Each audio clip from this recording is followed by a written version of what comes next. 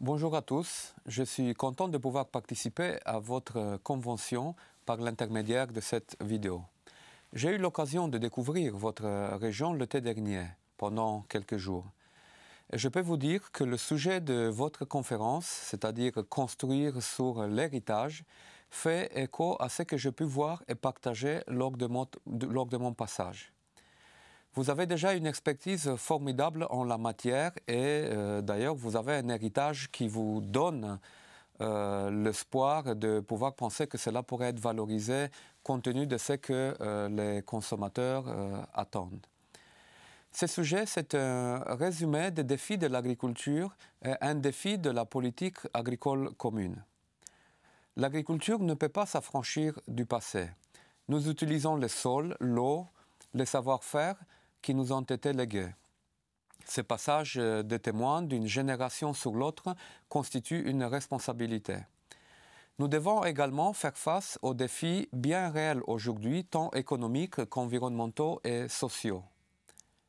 Dans les prochaines années, l'agriculture européenne va tirer sa compétitivité de sa capacité à construire sur le passé et à se montrer innovante au niveau de la production, mais aussi au niveau de la transformation et de la commercialisation des produits. Les zones qui font déjà beaucoup pour l'environnement, pour la biodiversité, seront directement bénéficiaires de cette évolution. Pour elles, c'est une forme de reconnaissance. C'est le cas des zones de montagne qui sont par nature orientées vers l'utilisation des prairies. Et notamment dans ces régions de montagne où l'agriculture s'appuie sur la tradition, la palette de mise en valeur des produits agricoles est très large.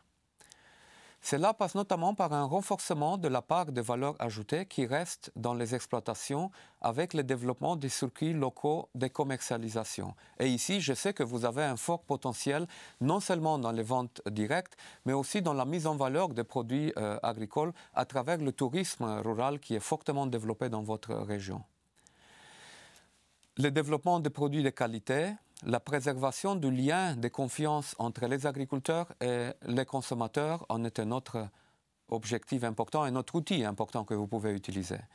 Également, la promotion de la qualité de nos produits et en particulier la valorisation de produits de montagne. Et enfin, le rééquilibrage de la chaîne alimentaire dans son ensemble. Pour conclure, je vais terminer sur un élément important qui est celui de l'organisation de producteurs.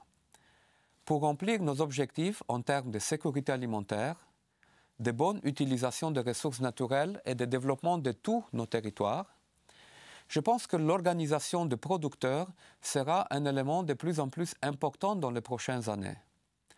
Nous avons fait un pas important l'année dernière avec l'adoption du paquet lait où on a mis au centre l'organisation des producteurs et leur capacité de négocier les prix.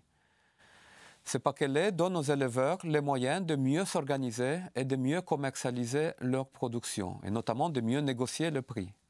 Et je sais que votre atout, quand vous parlez de mettre en valeur le passé pour construire l'avenir, c'est notamment toute la tradition d'utiliser les terres, même dans des conditions difficiles, toute la tradition de pouvoir mettre à la disposition des autres vos valeurs culinaires, vos traditions dans l'alimentation, votre amour pour la nature et votre capacité de combiner l'utilisation des terres avec les valeurs culinaires, avec l'amour pour la nature, pour le partager avec les autres et savoir aussi vivre de cette activité.